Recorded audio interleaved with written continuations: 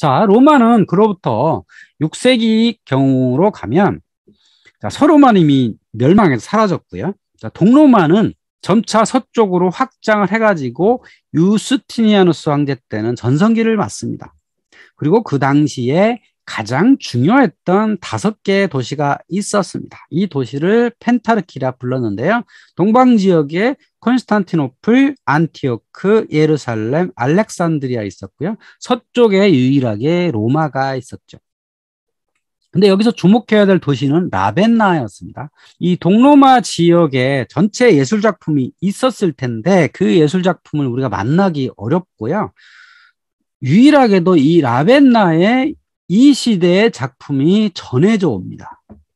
그럼 왜 동로마 지역에는 작품들은 다 사라졌느냐? 뭐 여러 가지 전란도 있었고 이 지역에는 오늘날에도 이슬람이 자리하고 있잖아요. 그러다 보니까 여러 가지 훼손도 많고 그래서 로마 시대에 아니면 기독교 시대의 예술 작품들이 만날 수 없는 겁니다.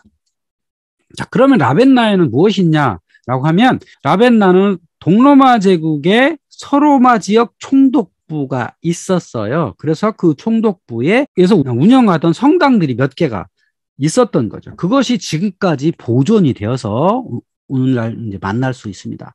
이 도시는 이탈리아 여행을 가시면 거의 찾아가는 곳이 아니거든요. 워낙 동북쪽에 외진 곳에 있어가지고 만날 수 없는데 저는 특별히 여기를 이제 찾아갔었죠. 왜? 여기에 있는 모자이크를 만나러 가게 된 겁니다. 여기 보이는 작품들은 6세기의 동로마식으로 만든 모자이크라고 할 수 있는데요. 동로마 시대의 모자이크 중에는 거의 유일하게 남아있는 작품이라고 할 수 있죠. 산 비탈레 성당이라고 지금 있는데 여기에서 볼 수 있는 가장 유명한 작품은 유스티니아누스의 모자이크입니다.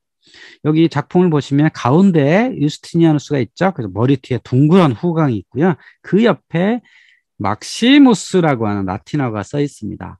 이 교회는 막시무스 주교가 주관하던 교회였던 거죠. 그러면서 자신이 이렇게 유스티니아누스 황제와 가까이 있는 사람이다라는 것을 과시하기 위해서 이 모자이크를 제작하지 않았을까 싶어요. 여기 보면 유스티니아누스 황제를 주위에 오른쪽에 막시미아누스를 비롯한 3명의 사제가 있고요. 가운데 또 3명의 제상이 있고 또 왼쪽에는 방패를 든 또 여러 명의 군인들이 있죠. 그래서 이 사람들을 중심으로 이렇게 국가가 운영되고 있다라는 걸 보여주는 거죠. 그 중에서 막시미아누스는 아주 중요한 저다라고 자랑을 하고 싶었던 거죠. 자, 유스티니아누스의 모자이크 옆에 또 누가 있냐면 유스티니아누스의 아내였던 테오도라의 모자이크도 있습니다. 여기 모습도 보면 사람의 모습을 그대로 표현하려고 하지 않았죠. 그냥 대충 만든 것처럼 보이죠. 좀 잘 못 만든 것처럼 보이긴 하는데 사실은 잘 못 만든 게 아니라 일부러 그런 거죠. 너무 사람의 모습을 똑같이 만드는 건 우상숭배로 비난받을 여지가 좀 있어요. 그러니까 어쨌든 메시지에 주력하는 겁니다. 당시의 예술은 메시지다. 이야기를 표현한 방식이다라고 이해하시면 되겠습니다. 또 중요한 모자이크 중에 하나는 빵과 물고기의 기적, 오병이의 기적 알 수가 있죠. 유명한 마태복음에 있는 산상수훈과 함께 오병이의 기적은 유명한 장면이죠. 여기는 산 아폴리나 누오보 바실리카에 있는 모자이크인데요. 자, 여기도 보면 젊은 예수의 얼굴이 있어요.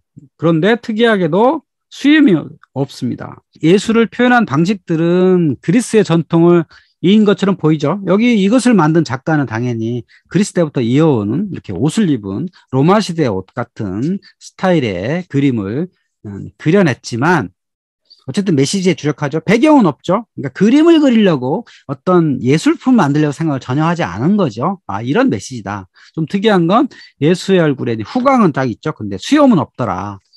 이런 걸 발견할 수 있죠. 그 수염을 보면 이런 동서가 좀 많이 다르다라는 것도 우리가 깨닫게 되는데요. 대략 7세기, 8세기 경에 아주 중요한 사건이 이 시대에 등장을 합니다. 그게 뭐냐면 성상 파괴 운동이에요.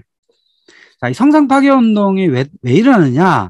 이 율신 사상에서 가장 중요한 건 우상숭배예요. 우상숭배를 하지 않아야 된다라고 하는 겁니다. 나 위에 다른 신을 섬기지 마라. 너희는 우상을 섬기지 마라. 이게 십계명의 중요한 가치잖아요. 그러니까 뭔가 우상이 될 만한 건 만들면 안 된다라는 게 당시의 일반적인 거였는데 동로마 지역에서 처음에 교회가 생기고 뭔가 작품을 표현하고 모자이크를 하든 어쨌든 우상숭배를 피해가려고 노력을 했지만 많은 사람들은 어떤 그리스 로마적 전통을 버릴 수가 없는 거예요. 그래서 끊임없이 그림을 만들고 어떤 교회들은 신상도 많이 만들고 사도들의 상도 많이 만들어서 막 팔고 막 그랬던 거예요. 그래서 그거를 비난하면서 등장을 하는 게 레오 3세가 했던 성상 파괴 운동이에요. 그러니까 이런 성상을 절대 만들면 안 된다라고 했던 거죠. 그래서 이런 동로마 지역에 있었던 카톨릭, 이 정통 카톨릭에서는 성상하면 안 된다. 단지 이콘, 성화만 그릴 수 있다라고 주장을 했죠. 그런데 그에 비해서 이 로마 카톨릭에서는 그걸 버릴 수가 없었죠. 그래서 성화를 포기할 수 없다라고 했던 거고요. 또 동방 지역에서는 누룩이 든 빵을 사용했다. 근데 서방 지역에서는 성찬식에는 누룩이 든 빵을 쓰면 안 된다라고 했던 거고요. 또 서방 지역 주교들은 사제는 무조건 독신해야 된다라고 했고 동방 지역에서는 사제는 결혼이 가능하다. 단 주교가 되려면 독신해야 된다라고 했던 거죠. 그러니까 처음부터 독신이었던 사람들은 독신 쭉 가요. 근데 중간에 결혼한 사람도 사제로 입문이 가능했던 거예요. 이 동방 카톨릭에서는. 자, 그래서 이 동방과 서방의 어떤 이콘 사용 문제, 사저의 결혼 등등은 나중에 16세기의 종교개혁 시기에 또 재론을 하게 됩니다. 그래서 이런 성상과 성화에 관한 이제 문화들은 동방과 서방이 극명하게 갈리게 되는데 오늘날도 보면 여기 로마의 바티칸 성당 있잖아요. 그 성당 위에 보면 12사도의 이런 동상들이 쫙 서 있어요. 그리고 내부에 가면 여러 그림들이 있고 동상들이 많이 있잖아요. 이게 전형적인 성화거든요. 근데 여기 동방정교회로 가보면 그런 게 없어요. 여기 파트라스, 그리스의 도시죠. 그러면 안드레아의 성당인데 겉으로만 봐도 그 어떤 성상도 없잖아요. 깔끔하죠. 이게 다 우상숭배에 대한 우려 때문에 이런 성상을 가지지 않는 문화를 갖게 되었다는 겁니다. 그래서 지금도 보면 바티칸에 가면 이런 성물들을 많이 팔죠. 뭐 묵주란 것도 팔기도 하고 가지고 다니는 분도 계시고. 근데 이 정교회에서는 오로지 이콘만이 쓸 수 있다라고 하는 거고요. 그래서 로마 카톨릭에서는 자유로운 예술 활동이 가능했지만 물론 당시에는 예술이라고 볼 수는 없었어요. 그냥 예술을 하는 사람들이 그냥 기술자에 불과했기 때문에 예술이라고 표현할 수 없었지만 어쨌든 자유로운 활동이 가능했다. 근데 이 정통 카톨릭에서는 불가능했다라는 겁니다. 그러니까 카톨릭이 두 개 있다고 생각하시면 돼요. 그러니까 4세기경에 만들어진 로마 교회가 다 카톨릭이었어요. 근데 7세기, 8세기를 거치면서 서쪽은 로마 카톨릭이 되고 동쪽은 정통 카톨릭이 된 겁니다. 그래서 오르톡스라고 표현하는 우리가 흔히 요즘에는 이제 동방정교회라고 표현하는데요. 어쨌든 둘 다 카톨릭이다.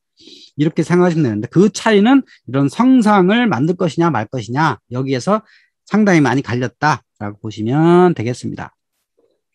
그래서 그림조차도 이 동방에서 만날 수 있는 그림들은 개념, 메시지에 주력을 했다라고 보시면 되겠고요.